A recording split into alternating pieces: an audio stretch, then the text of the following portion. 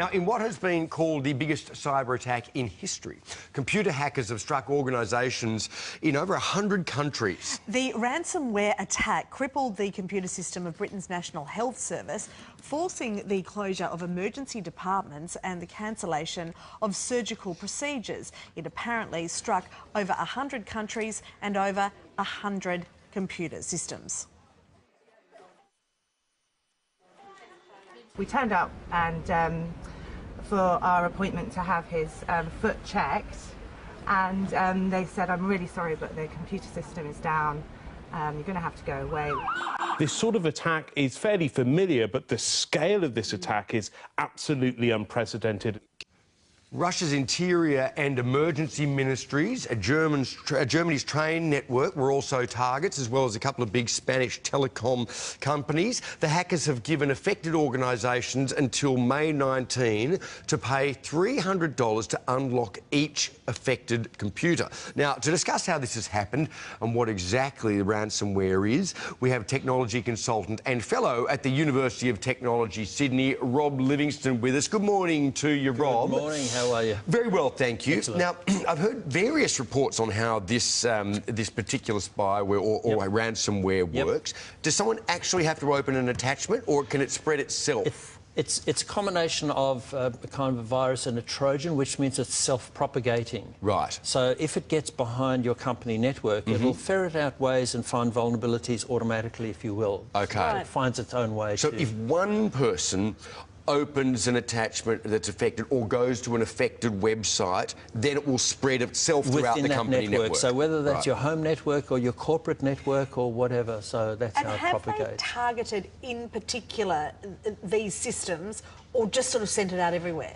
It's from what I understand, it's essentially self-propagating to any system that is vulnerable. So it just is it's a wildfire. Look, it seems that the hackers are demanding payment to unlock affected computers, and in the past, companies have paid up. Absolutely. How do you see that this is going to play out? Well, at the end of the day, how important is your system to you? Yes. So I know some companies actually have Bitcoin reserves in the event in terms of the disaster recovery. So if they're hit with a ransomware, they just pay the Bitcoin straight away. Gotcha. Well, apparently the wallets, the Bitcoin wallets to which these threats are attached, are filling up rapidly. Well, that's right. Yeah. Is there absolutely no way to trace who is the owner of a Bitcoin wallet?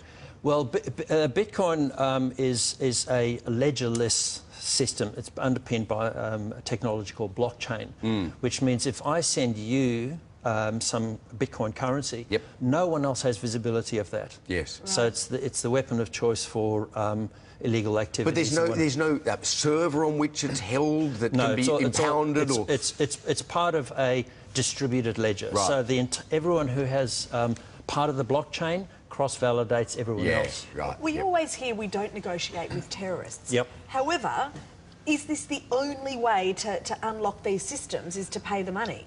And doesn't this just encourage others to do the same thing? It depends on for example, you know, if you talk about an individual or a company. So you look at an individual, how important is your information to you? If it's just got some old photos of family and whatever, and you say, look, it's not that important, then you just reformat your computer, you just walk away from it.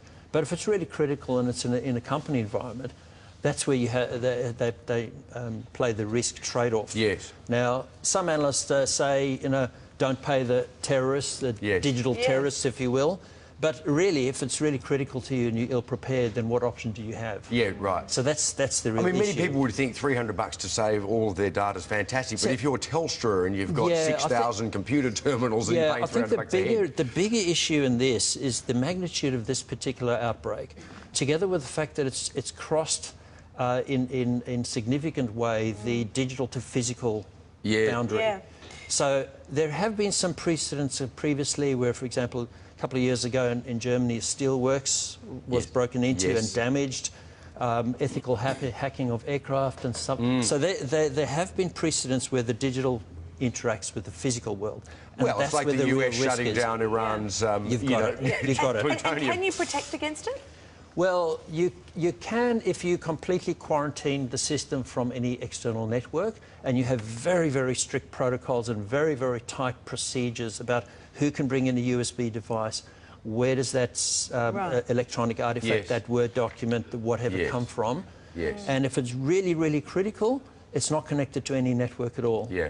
Yeah. All right. Thank you, Rob, for first step breaking it is to down. ensure you've got the latest operating Correct. system, Microsoft operating system, and the patch that has been supplied by the company. Correct. Thank you, Rob, for breaking it down. Thanks, Rob.